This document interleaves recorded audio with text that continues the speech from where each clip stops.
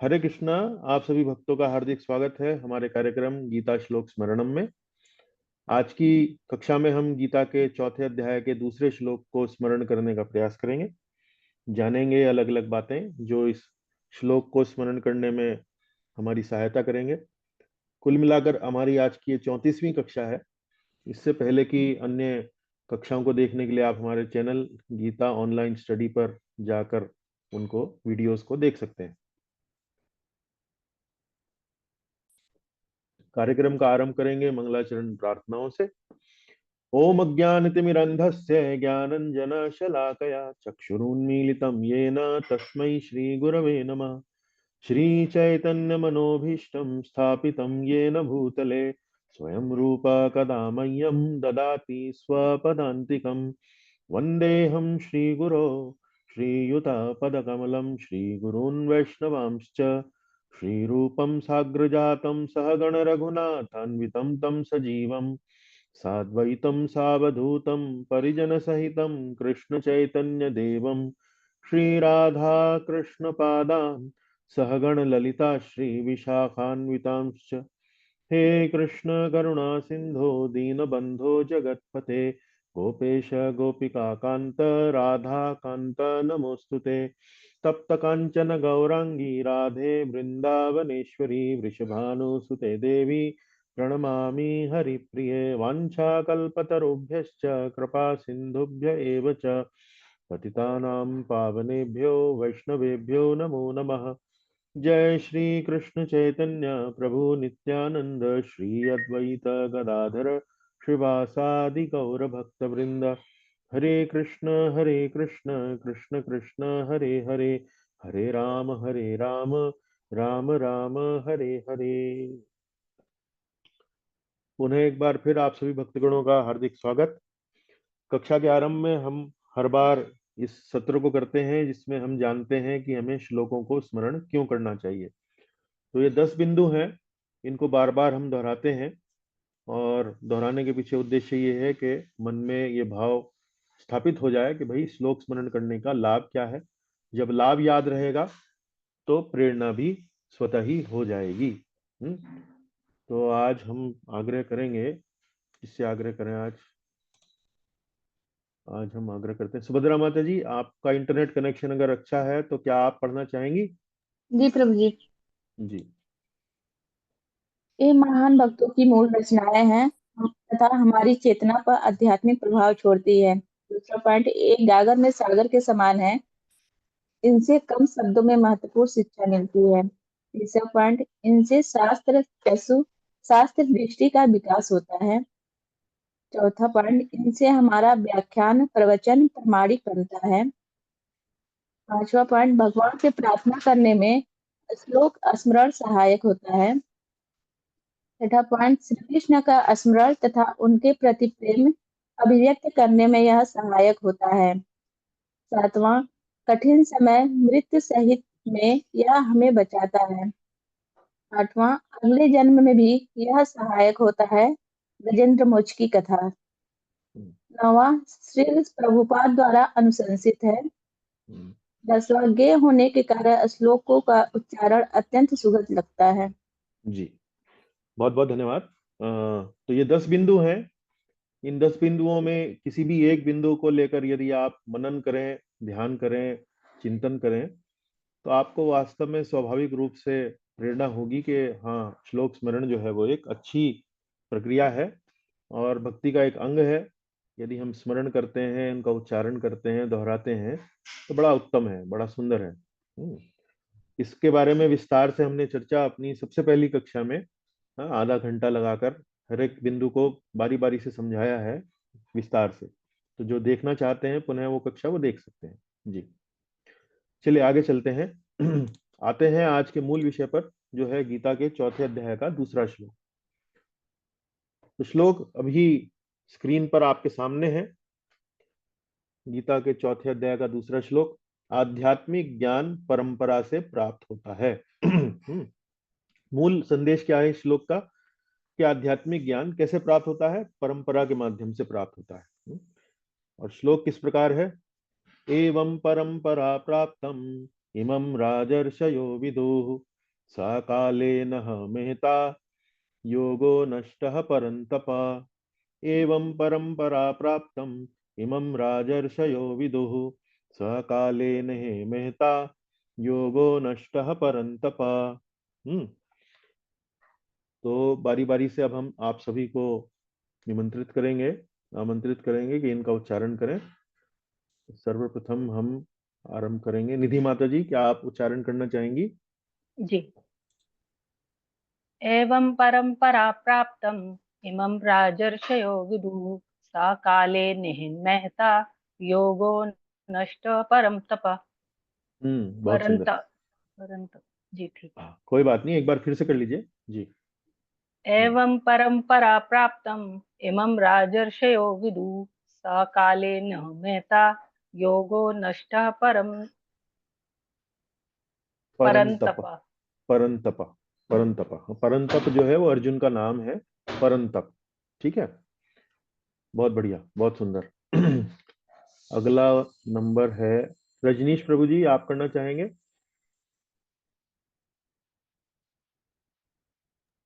हरे कृष्णा। हरे कृष्णा। एवं परंपरा प्राप्तम् इमं राजर्षो विदुः सुकाले नेह माता योगो नष्ट परन्तप। हाँ, सुंदर। आपका बड़ा जो शैली है आपकी, बड़ी गायन जो है बड़ा मधुर है जी। फिर से गाइए एक बार। एवं परंपरा प्राप्तम् इमं राजर्षो विदुः सुकाले नेह माता योगो नष्ट परन्तप। बहुत सुंदर, बहुत बढ़िया जी। जी धन्यवाद। शुक्रिया। चलिए अब हम आगे चलते हैं।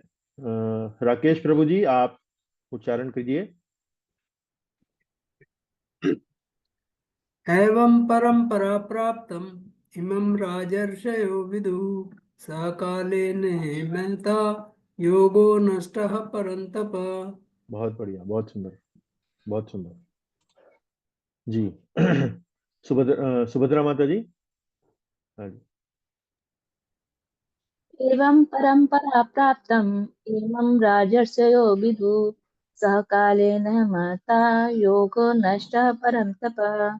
बहुत बढ़िया, बहुत बढ़िया। तो सरल है, कोई ज्यादा कठिन नहीं है, उच्चारण में कोई समस्या नहीं आ रही है। सुबोध प्रभु जी, आप करना चाहेंगे उच्चारण?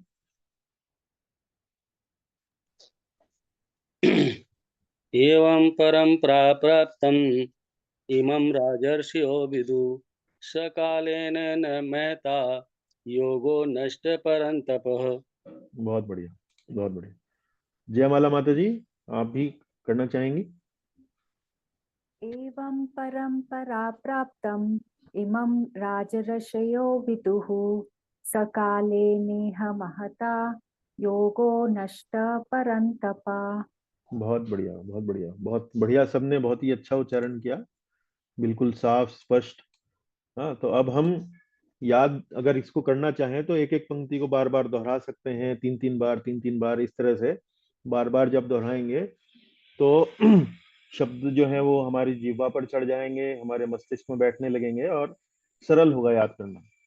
लेकिन दूसरी तकनीक जो है, या इसी तकनीक में और भी जो बातें हैं, वो ये है कि यदि शब्दों का अर्थ भी हमें मालूम हो तो उससे भी शब्द जो है याद करने में, स्मरण करने में सरल रहते हैं। शब्दों का अर्थ, फिर अनुवाद, उसके बाद उनका संदर्भ, तो कई बातें हैं। श्लोक स्मरण करने में कई बातों का ध्यान रखें तो बड़ा सरल हो जाता है याद करना। तब हम चलेंगे एक एक शब्द का अर्थ समझने के लिए। तो पहला शब्द है एवं। एवं अर्थात इस प्रकार। इस प्रकार। परंपरा। परंपरा मतलब गुरु परंपरा से। तो परंपरा को लेकर प्रभुपाद जी जो हैं वो उन्होंने अपने पुस्तकों में, अपने प्रवचनों में बहुत बल दिया है। बार बार आप देखेंगे कि परंपरा का ये जो विषय है ये प्रभुपाद जी के प्रवचनों में बहुत अधिक आपको देखने को मिलेगा, पुस्तकों में भी बहुत देखने को मिलेगा। इस प्रकार गुरु परंपरा से प्राप्तम। प्राप्त। प्राप्त मतलब मिलना। इमम। इमम। इमम का अर्थ क्या है यहाँ पर? इस विज्ञान को। अब इमम का मतलब देखिए, उन्होंने पिछले श्लोक में, जो पहला श्लोक था अध्याय 4 का, इमं विवस्वत योगम प्रोक्तावान हम अव्ययम विवस्वान मनवे प्राह मनोरिक्ष्वा कवे ब्रवीत। तो योगम शब्द जो था वहां पिछले श्लोक में उन्होंने प्रयोग किया था। तो योग शब्द क्या है? योग विद्या। योग विद्या, आध्यात्मिक विषयों में जब योग शब्द आता है तो योग शब्द का अर्थ होता है भगवान से जुड़ना। भगवान से जुड़ना, परमेश्वर के साथ अपना संबंध स्थापित करना, उसको योग कहते हैं।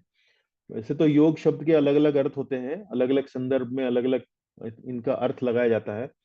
जो लोग सामान्य रूप से विद्यार्थी होते हैं, गणित पढ़ते हैं, मतलब मैथमेटिक्स पढ़ते हैं, तो योग शब्द का अर्थ उनके लिए क्या होता है? जोड़ना।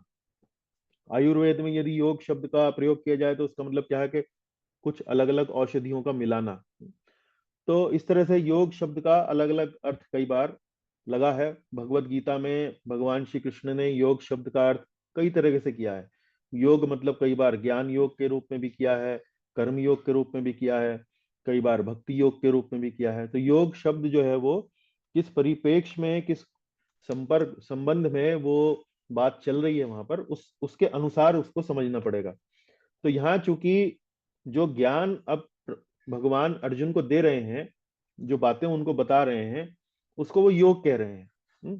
तो यहाँ पर उसी बात को यहाँ इमम, तो इस विज्ञान को, तो यहाँ योग के लिए प्रभुपाद जी ने जो अनुवाद किया है उसको विज्ञान कहा है। विज्ञान। तो विज्ञान शब्द की विशेषता क्या है? विज्ञान मतलब एक विशेष ज्ञान। विज्ञान शब्द की विशेषता ये है कि जैसे हम अंग्रेजी में बोलते हैं साइंस, तो साइंस शब्द की विशेषता ये है कि जो भी बातचीत हम, जो भी ज्ञान, जो भी नॉलेज हम लोग लेते हैं, वो एक विशेष प्रकार का ज्ञान होता है। और उसमें यदि जैसे हम यदि कहें कि पानी को कैसे उबाला जाए, तो पानी को कैसे उबाला जाए, पहले आप उसको गर्म करें, और फिर जैसे जैसे उसका तापमान बढ़ने लगे तो जब उसका तापमान 100 डिग्री पे हो जाए तो फिर वो उबलना शुरू हो जाएगा, फिर वो भाप बनना शुरू हो जाएगा। तो ये विज्ञान है। विज्ञान मतलब क्या? कि कोई भी व्यक्ति पानी को कभी भी उबालेगा तो वो 100 डिग्री पर जैसे ही उसका तापमान पहुंचेगा तो वो भाप में परिवर्तित हो जाएगा, वाष्पित होना शुरू हो जाएगा, वेपराइज होना शुरू हो जाएगा।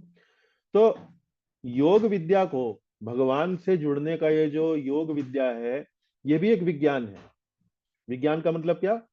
कि यदि कोई व्यक्ति इस प्रक्रिया को, जैसे कि हमारे गुरुओं ने, जैसे कि भगवान श्री कृष्ण ने बताया है, उसके अनुसार यदि उसका पालन करे, तो वो भी वास्तव में भगवान के निकट जा सकता है, भगवान की ओर बढ़ सकता है। तो इसलिए इसको विज्ञान शब्द का उपयोग किया है। तो राजर्षयो, अगला शब्द है राजर्षयो। राजर्षयो मतलब साधु राजाओं ने।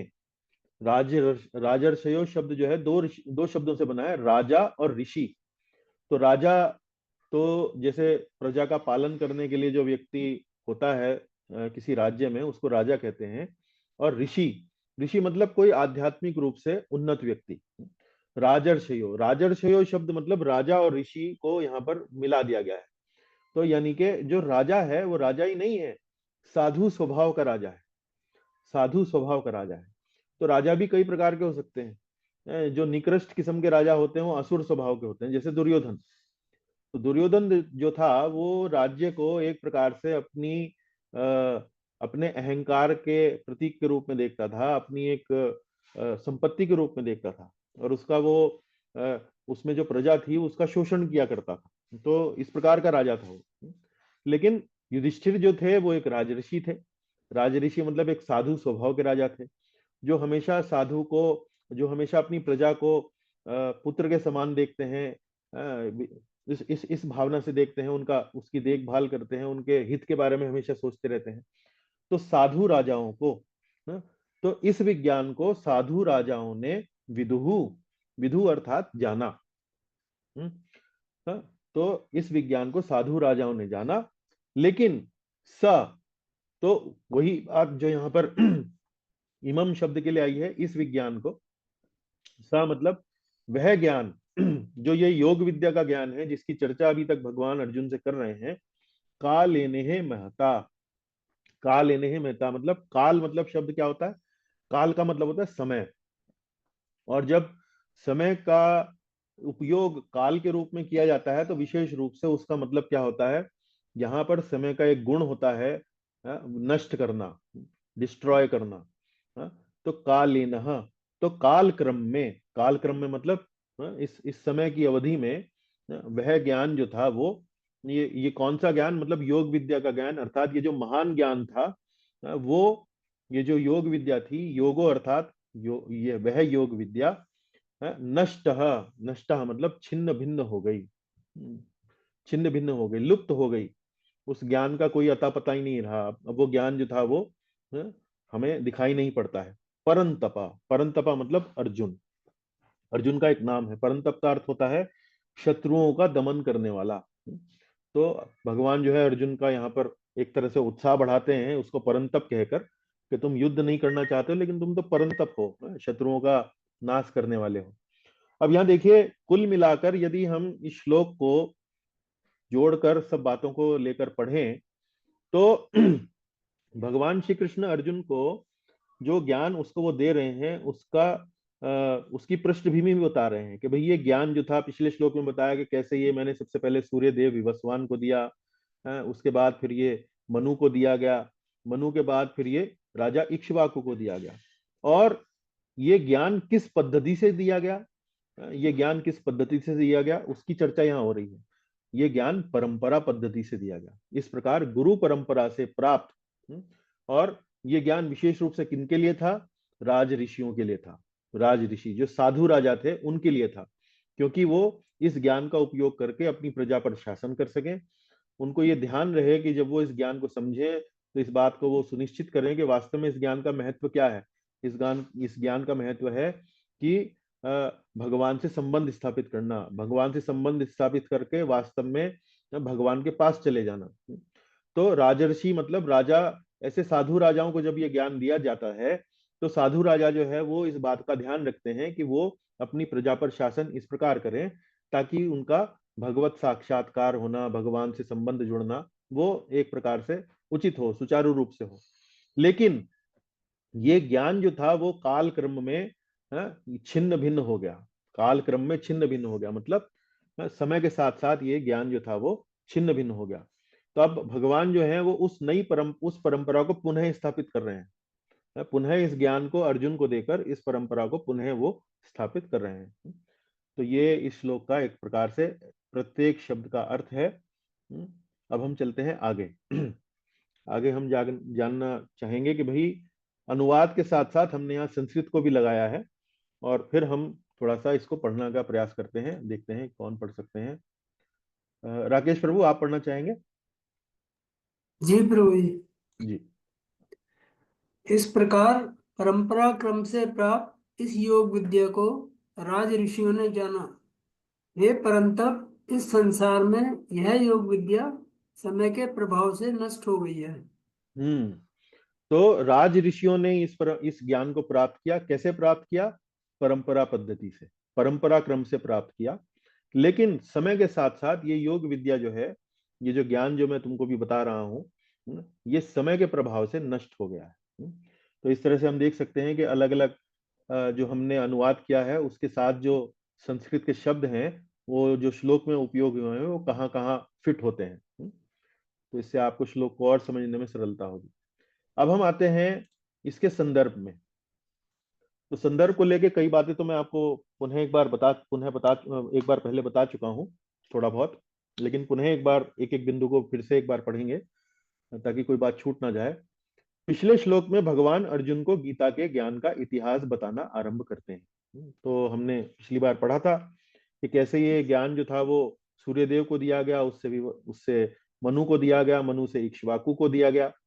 क्योंकि अभी बातचीत कर रहे हैं, भगवान बता रहे हैं, तो बातचीत करते करते वो ये समझाना चाह रहे हैं अर्जुन को कि भाई ये ज्ञान जो है ये ऐसा नहीं है कि मैं अभी तुमको बता रहा हूँ, बहुत पहले का ज्ञान है, बहुत पुराना ज्ञान है, बहुत एक तरह से टेस्टेड ट्राइड, जांचा परखा हुआ ज्ञान है। तो कोई नई नवेली बात नहीं मैं बता रहा हूँ आपको, एकदम बिल्कुल परखी हुई बात बता रहा हूँ। और वो परखी हुई बात बताने के लिए फिर बताते हैं उसका इतिहास। इतिहास में बताते हैं कैसे सूर्य देव को दिया गया, फिर आगे आगे ये ज्ञान चला। अब इस श्लोक में, अगले श्लोक में वो बता रहे हैं इसकी पद्धति क्या थी। तो इसकी पद्धति थी, इसकी पद्धति थी परंपरा विधि। परंपरा विधि, तो परंपरा विधि क्या होती है? परंपरा विधि क्या होती है? देखिए, ज्ञान को प्राप्त करने की दो विधियां होती हैं, एक तो अवरोह पंथा और एक आरोह पंथा। आरोह पंथा मतलब नीचे से ऊपर, और अवरोह मतलब ऊपर से नीचे। आरोह मतलब नीचे से ऊपर, अवरोह मतलब ऊपर से नीचे। जैसे संगीत में भी हम आरोह और अवरोह पढ़ते हैं। आरोह मतलब सा रे गा मा, मतलब निचला सुर लगाकर फिर धीरे धीरे ऊपर के सुर की ओर जाते हैं जो ऊंचा होता है। और फिर अवरोह मतलब ऊंचे सुर से हम नीचे आते हैं, सा रे सा नी धा पा मा गा रे सा, इसको अवरोह कहते हैं। तो परंपरा विधि क्या होती है? परंपरा विधि को कहा जाता है अवरोह। अवरोह मतलब ऊपर से नीचे। तो जैसे एक प्रभुपाद जी जो है एक बड़ा उदाहरण दिया करते थे इस बात को समझाने के लिए, कि जैसे किसी व्यक्ति को ये जानना हो कि भाई उनके पिता कौन है, तो माता से वो पूछता है कि भाई माता जी मेरे पिताजी कौन है। माता जी कहते हैं कि ये पुरुष जो है, ये व्यक्ति जो है, ये आपका पिता है। तो वो जो पुत्र है या उसकी संतान है माता की, वो मान लेता है कि भाई हाँ, माता ने कहा है ये व्यक्ति जो है वो मेरा पिता है, तो मैं इसको स्वीकार करता हूँ। तो माता ने कहा, पुत्र ने उसको स्वीकार किया। ये हो गया परंपरा विधि। परंपरा विधि मतलब अवरोह पंथा, किसी की बात हमने सुनी और उसको स्वीकार कर लिया। दूसरी विधि क्या है? दूसरी विधि यह है कि अगर उसको नहीं मालूम है उसका पिता कौन है, तो इस पृथ्वी पर वो जितने भी पुरुष हैं सबका जाकर डीएनए एकत्रित करे, अपने डीएनए से उनका मिलान कराए, और फिर जिस व्यक्ति से उसका डीएनए मिले वो उसका पिता है। तो एक तो विधि हो गई, माता से पूछ लिया, माता ने बता दिया, उसने स्वीकार कर लिया और ज्ञान मिल गया, उसको जानकारी मिल गई। दूसरी विधि हो गई कि उसने हर जगह जाकर बारीकी से जांच करी, एक एक चीज छांटी, परखी, जांची, और फिर उसने कहीं जाकर उससे कुछ ज्ञान हासिल हुआ। तो ये उसको कहते हैं आरोह पंथा। आरोह पंथा मतलब इंडिविजुअली अलग अलग जाके अपने अपने स्तर पर अपनी बुद्धि से, अपने प्रयास से उसको जांचना, परखना, इस तरह से करना। तो परंपरा विधि क्या है कि ये वास्तव में बड़ी सरल है, बड़ी सरल है। यदि हमें पता है कि भाई कोई फलाना व्यक्ति है, उसको योग विद्या आती है, हमारा काम बस इतना है कि केवल उसकी शरण ले, और वो जो व्यक्ति जैसे जैसे हमें बता रहा है वैसे वैसे उसे स्वीकार करें। हाँ, हम अपना संदेह दूर करने के लिए प्रश्न पूछ सकते हैं, लेकिन उसे स्वीकार करें, उस पर चलें, और फिर हम उसका लाभ उठाएं। जैसे कई बार हम डॉक्टर के पास जाते हैं, डॉक्टर के पास जाने के बाद डॉक्टर हमें दवाई देता है, हम उस दवाई को खाते हैं। हम ये तो नहीं पूछते कि जी डॉक्टर साहब आपने दवाई कहाँ से बनवाई, ये कौन सी फैक्ट्री से आई, आपने कौन से स्कूल से, कौन से कॉलेज से आपने पढ़ाई करी, आपने पढ़ाई करी भी नहीं करी, आपका सर्टिफिकेट जो है वो कहीं फर्जी तो नहीं था, जाली तो नहीं था। हम ये सब नहीं पूछते ना। हम उस डॉक्टर को स्वीकार करते हैं कि भाई ये डॉक्टर जो है समाज में इतने वर्षों से ये डॉक्टरी कर रहा है, उसने कई लोगों का इलाज किया है। मैं जाता हूँ उसके पास, वो कह रहा है कि ये दवाई ले लो, मैं वो दवाई लेता हूँ, और दवाई लेकर मैं देखता हूँ कि मुझे स्वास्थ्य लाभ हो रहा है, तो मैं स्वीकार करता हूँ कि ये डॉक्टर वास्तव में उपयुक्त डॉक्टर है।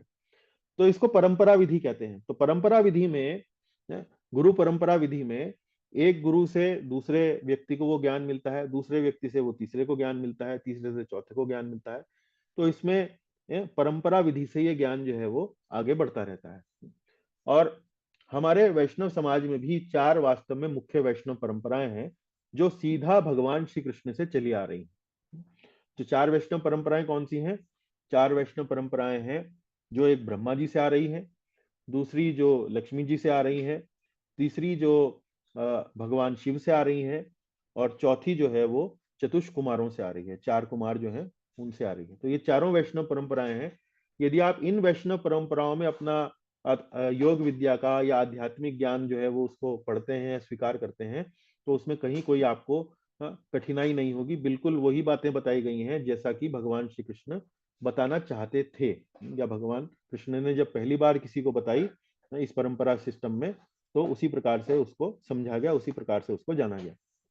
यदि आपके पास इस्कॉन की भगवत गीता है, प्रभुपाद जी की लिखी भगवत गीता है, तो इसमें मेरे पास जो गीता है उसमें 28वें नंबर पेज पर, हाँ, बिल्कुल जो पहला चैप्टर अध्याय 1 से जस्ट पहले, यहाँ पर ये पूरी परंपरा पद्धति जो है वो लिखी गई है और दिखाई गई है। श्री कृष्ण से जो हमारी, हाँ, ब्रह्म मध्व गौड़ीय वैष्णव संप्रदाय की जो परंपरा है जिसके अंतर्गत इस्कॉन संस्था आती है, उसकी पूरी परंपरा की सूची जो है यहाँ दी गई है। श्री कृष्ण के बाद ब्रह्मा जी से ये नारद जी को मिला, नारद जी से व्यासदेव को मिला, व्यासदेव जी से मध्वाचार्य को मिला, मध्वाचार्य से पद्मनाभ को मिला। इस प्रकार से पूरी पूरी परंपरा यहाँ दिखाई गई है। और फिर अंततः यहाँ भक्ति सिद्धांत सरस्वती जी से ये शिला एसी भक्ति वेदांत स्वामी प्रभुपाद जी को ये मिला। और प्रभुपाद जी की पुस्तकों के माध्यम से ये सब ज्ञान जो है वो हम आपके सामने यहाँ प्रस्तुत कर रहे हैं। और फिर अंतिम बिंदु क्या है? काल। सकालेन महता योगो नष्टः परंतप। तो काल जो है वो समय, ये भगवान की शक्ति है। और भौतिक जगत में काल का कार्य क्या है? काल का कार्य है नष्ट करना, समाप्त करना। कोई भी वस्तु हो उसको समाप्त कर देती है।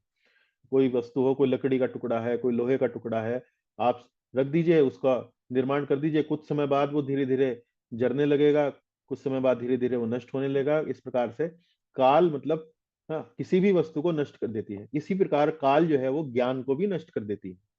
यदि ज्ञान को संभाल के ना रखा जाए, ज्ञान का उपयोग ना किया जाए, ज्ञान के बारे में बार बार चर्चा ना की जाए, तो ये कार्य नष्ट हो जाता है। ये ज्ञान जो है वो नष्ट हो जाता है। इसी प्रकार से ये जो भगवत गीता का जो ज्ञान था, ये काल के प्रभाव से नष्ट हो चुका था। अब उस ज्ञान की उस समाज में जो थी वो बहुत ज्यादा व्याप्तता नहीं थी। तो इस प्रकार भगवान अर्जुन के माध्यम से इस परंपरा को पुनः स्थापित कर रहे हैं। अर्जुन को बताएंगे, फिर अर्जुन से किसी और को पता लगेगा, इस प्रकार से। तो काल भगवान की वह शक्ति है जिसका कार्य है नष्ट करना। शायद संदर्भ आपको समझ में आया होगा, शब्दों का अर्थ आपको समझ में आया होगा। इस प्रकार यदि आप अब अभ्यास करेंगे श्लोक को स्मरण करने का, तो बड़ी जल्दी आपको ये श्लोक जो है वो स्मरण हो जाएगा। चलिए अब हम आग्रह करेंगे एक बार पुनः, राकेश प्रभु जी आप एक बार पुनः पढ़िए जी। यहाँ स्पष्ट कहा गया है कि गीता विशेष रूप से राजर्षियों के लिए थी, क्योंकि वे इसका उपयोग प्रजा के ऊपर शासन करने में करते थे। निश्चय ही भगवत गीता कभी भी आसुरी पुरुषों के लिए नहीं थी, जिनसे किसी को भी इसका लाभ न मिलता, और जो अपनी अपनी सनक के अनुसार विभिन्न प्रकार की विवेचना करते। अतः जैसे ही असाधु भाष्यकारों के निहित स्वार्थों से गीता का मूल उद्देश्य उच्छिन्न हुआ, वैसे ही पुनः गुरु परंपरा स्थापित करने की आवश्यकता प्रतीत हुई। 5000 वर्ष पूर्व भगवान ने स्वयं देखा कि गुरु परंपरा टूट चुकी है। अतः उन्होंने घोषित किया कि गीता का उद्देश्य नष्ट हो चुका है।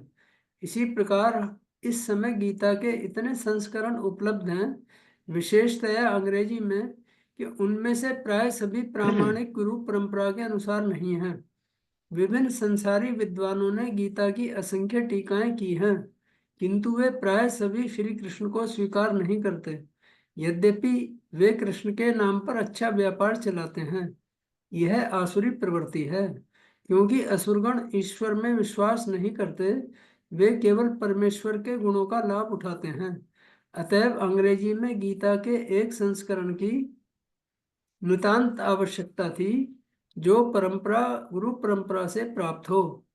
प्रस्तुत प्रयास इसी आवश्यकता की पूर्ति के उद्देश्य से किया गया है। भगवत गीता यथारूप मानवता के लिए महान वरदान है, किंतु यदि इसे मानसिक चिंतन समझा जाए तो यह समय का अपव्यय होगा। जी, तो यहाँ प्रभुपाद जी ने विशेष रूप से संक्षेप में यदि बताया जाए तो परंपरा को लेकर बड़ा उन्होंने यहाँ पर बल दिया है। और जब ये परंपरा के द्वारा स्थापित नहीं किया जाता है ज्ञान, तो व्यक्ति कैसे इसको ज्ञान को स्थापित करता है? अपनी सनक के अनुसार वो इनकी व्याख्या करता है, अपना इंटरप्रिटेशन जिसे बोलते हैं ना, अपना इंटरप्रिटेशन वो करता है कि अच्छा यहाँ पर ऐसा कहा है तो इसका अर्थ ये भी हो सकता है, इसका अर्थ वो भी हो सकता है। तो इस प्रकार से इंटरप्रिटेशन करना या अपनी सनक के अनुसार उसकी टीका करना या उस पर भाष्य करना, भाष्य लिखना, कमेंट्री लिखना, ये वास्तव में आसुरी भाष्य कहा जाता है। तो समाज में आपको इस प्रकार के बहुत सारे लोग मिल जाएंगे, बहुत सारे लोग मिल जाएंगे। इंटरनेट पे यदि आप जाएंगे तो बहुत सारे ऐसे लोग मिल जाएंगे जो भगवत गीता के टीका के नाम पर, भगवत गीता के ज्ञान के नाम पर ना जाने वो क्या क्या परोस रहे हैं। और चूंकि लोग परंपरा पद्धति के महत्व को नहीं समझते हैं, तो इस प्रकार वो कभी भी कोई भी भगवत गीता की कोई पुस्तक उठा लेते हैं, उसको पढ़ना आरंभ कर देते हैं और उससे कुछ भी अनाप शनाप जो है निष्कर्ष निकाल के अपनी जीवन चलाते हैं। तो उससे उनको कोई लाभ नहीं होने वाला है, क्योंकि यदि किसी अच्छे डॉक्टर के, जो पढ़ा लिखा डॉक्टर है, जो वास्तव में जिसने अच्छी उचित शिक्षा डॉक्टरी की प्राप्त की है, जब तक आप किसी ऐसे डॉक्टर से अपना इलाज नहीं कराएंगे, अपनी चिकित्सा नहीं कराएंगे, तो आपके स्वास्थ्य का कुछ भी मतलब हानि हो सकती है।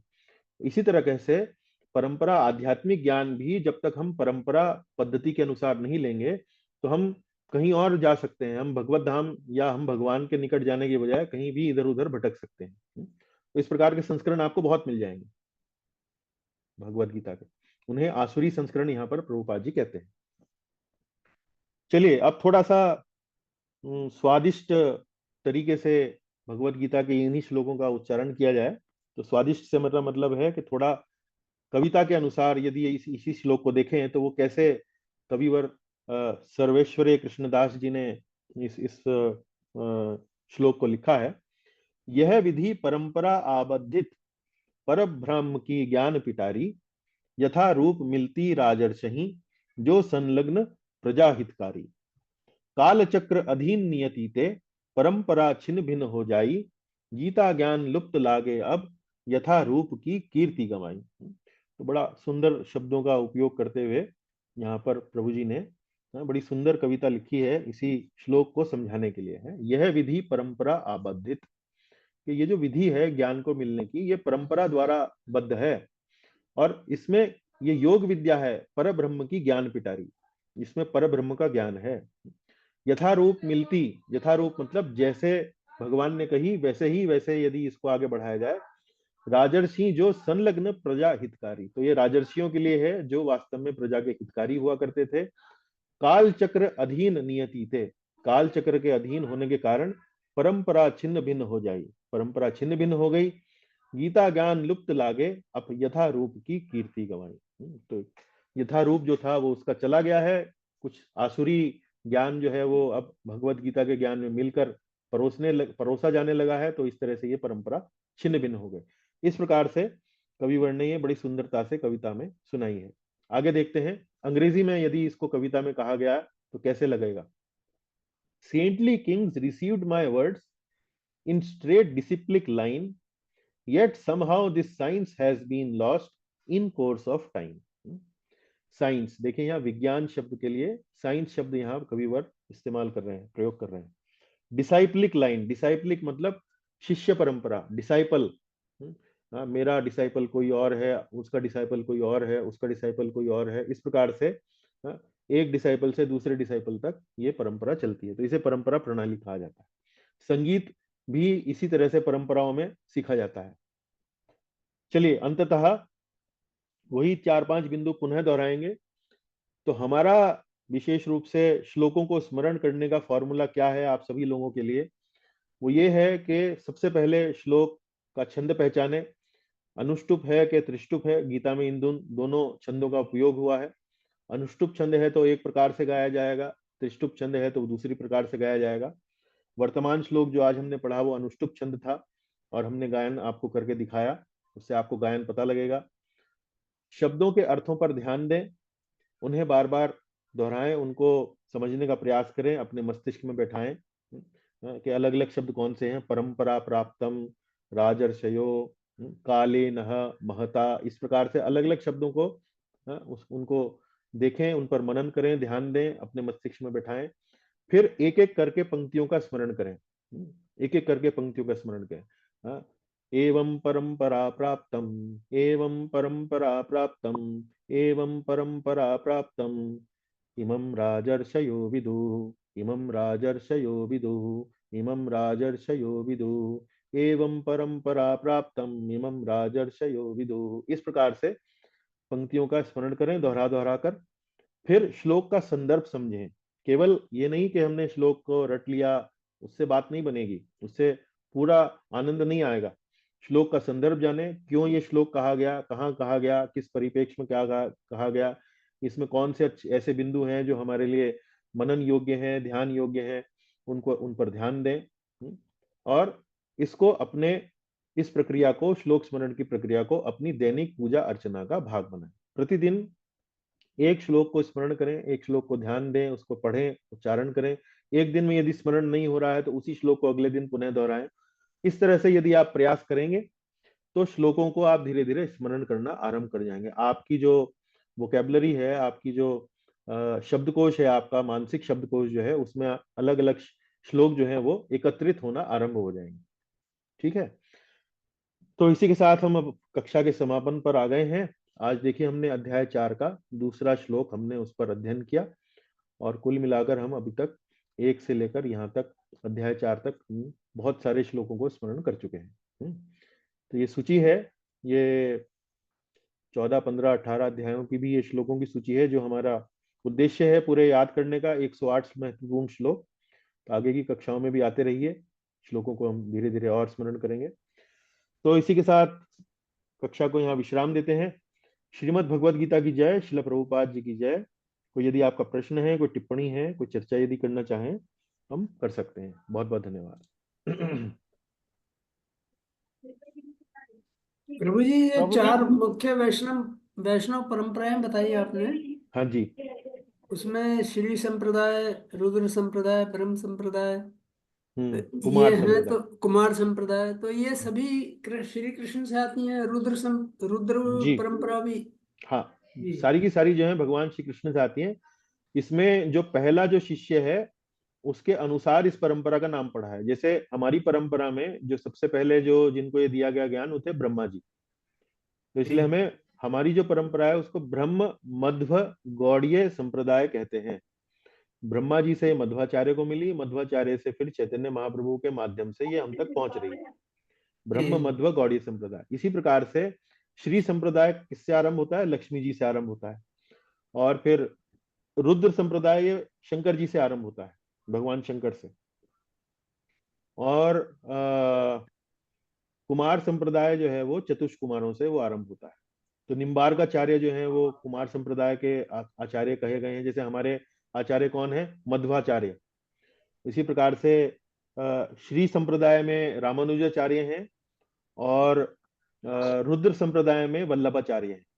वल्लभाचार्य जो आप, जैसे श्रीनाथ जी आपने नाम सुना होगा, गुजरात इत्यादि क्षेत्र में श्रीनाथ जी नाम से जो तीर्थ स्थान है वो वल्लभाचार्य जी से आ रहा है, वो भगवान शंकर से चल रही है परंपरा।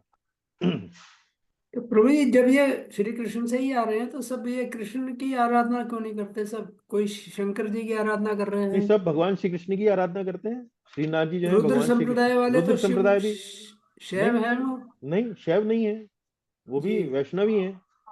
जी यही यही बात तो समझने वाली है। यही कि जी भाई रुद्र संप्रदाय वाले भी जो हैं, यदि आप जाएंगे तो वो भगवान शंकर की, भगवान कृष्ण की ही उपासना कर रहे हैं। जी जी। जैसे जी आप द्वारका द्वारका जाएंगे, आप वहां पर आपको रुद्र संप्रदाय वाले मिलेंगे आपको, लेकिन वहां जी मंदिर में तो भगवान कृष्ण ही है। जी जी जी। लेकिन अलग अलग, और जैसे आपको बहुत सारे अलग अलग आपको इसके डेविएशंस मिल जाएंगे। डेविएशन मतलब जैसे क्या कहते हैं, मतलब हिंदी में शब्द खोजना पड़ेगा मुझे डेविएशन का। मतलब हटके जो मार्ग से जो हट जाते हैं, परंपरा से जो हट जाते हैं, मतलब परंपरा से हटने का मतलब ये है कि कुछ अपनी नई बात उसके अंदर जोड़ देंगे, कुछ नई बात उसके अंदर ऐड कर देंगे, या कुछ बात उसमें से घटा देंगे, कुछ अलग कर देंगे, कुछ उसको ट्विस्ट कर देंगे। तो ये परंपरा फिर वो जो है वो नष्ट होने लगती है, आसुरी बनने लगती है। वो धीरे धीरे होता है, ये काम एकदम से नहीं होता है, समय के साथ साथ धीरे धीरे होता है। जी धन्यवाद प्रभु जी। जी। अन्य कोई प्रश्न? जैसे आप समाज में एक देवदत्त पटनायक करके एक व्यक्ति हैं, आपने नाम सुना है? नहीं सुना देवदत्त, प्रभु जी। देवदत्त पटनायक। नहीं, तो मैंने नहीं सुना प्रभु। हाँ, देवदत्त पटनायक करके यदि आप गूगल करेंगे तो उन्होंने भारतीय ये जो वैदिक संस्कृति के जो एक तरह से पुस्तकें हैं, उन पर बहुत सारी पुस्तकें उन्होंने लिखी हैं, लेकिन वो परंपरा के अनुसार नहीं है। पटनायक जी की जो पुस्तकें हैं वो परंपरा के अनुसार नहीं है। तो यदि आप उन्हें पढ़ना शुरू करेंगे तो आप कहेंगे अरे भाई ये क्या लिखा है ये इसका क्या मतलब निकाल दिया इन्होंने, ये कैसे निकाल दिया। तो मैं आपको एक उदाहरण दे रहा हूँ। जी और ये व्यक्ति जो है ये बहुत प्रसिद्ध है, इनकी एयरपोर्ट पर बहुत सारी पुस्तकें जो हैं वो बहुत धड़ाधड़ बिकती हैं। तो अब आप ये समझ लीजिए कि कैसे अर्थ का अनर्थ हो जाता है और कितने बड़े स्केल पर हो जाता है। मैं आपको एक छोटा सा उदाहरण दे रहा हूँ। अभी सोशल मीडिया के आने के कारण इस तरह की जो लोग हैं वो नहीं बहुत नहीं हो गई क्या? इस तरह के जो लोग हैं वो बहुत एक्सपोज हो रहे हैं, लेकिन है तो अभी भी इनको सुनने के लिए लोग आते हैं, टीवी पर बुलाए जाते हैं, इनका इंटरव्यू होते हैं। तो इस तरह से ये कई बार इस तरह के जो लोग हैं वो थोड़ा सा हानि पहुंचा सकते हैं आपके आध्यात्मिक जीवन को। जी चलिए, तो कक्षा को यहीं विश्राम देते हैं। बहुत बहुत धन्यवाद, आप सबने भाग प्रभु जी लिया। एक मेरा क्वेश्चन था। जी जी पूछिए।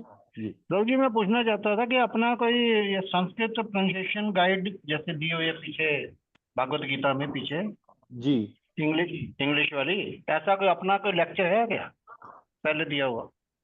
प्रोनंसिएशन पर हमने अभी तक कुछ बहुत ज्यादा विचार नहीं किया अच्छा, है, लेक्चर नहीं दिया क्योंकि है। मुझे ना थोड़ा संस्कृत में तो मैं बहुत अच्छी तरह से रीड कर लेता हूँ जी ये श्लोक वगैरह, लेकिन इंग्लिश में जो लिखा होता है ना उसमें पढ़ने में थोड़ी दिक्कत आती है। हाँ, उसको मैं आपको थोड़ा समझा सकता हूँ। पर्सनली हम लोग आपस में बातचीत करके वो समझ सकते हैं। उसके लिए थोड़ा अभ्यास करना पड़ेगा, पहले तो आपको शब्दों को समझना पड़ेगा।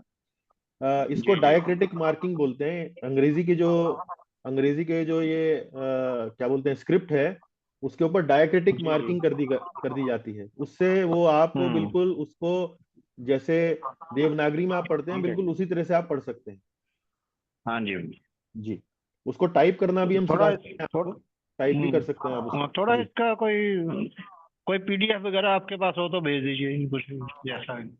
देखिए, पीडीएफ तो मतलब जो पीछे आपको संस्कृत प्रोनाउंसिएशन गाइड है उसमें आपको हाँ जी उसको यदि आप देखेंगे किसी अंग्रेजी की भगवत गीता में, उसमें आपको मिल जी। जाएगी। लेकिन मैं पीडीएफ आपको इंटरनेट से खोज के आपको भेज सकता हूँ जी, उसमें कोई कष्ट नहीं है। ठीक है जी, ठीक है जी। जी चलिए, बहुत थैंक यू बहुत जी। धन्यवाद। जी हरे कृष्ण प्रभु जी, दंडवत हरे प्रणाम। कृष्ण माता जी, हरे कृष्ण दीपा माता जी, हरे कृष्ण, हरे दंडवत प्रणाम। कृष्ण हरे माता कृष्ण जी। जी। हरे कृष्णा प्रभु जी। हरे कृष्ण, हरे कृष्णा प्रभु जी। हरे हरे कृष्ण कृष्ण, प्रभु जी। हरे कृष्ण माता जी।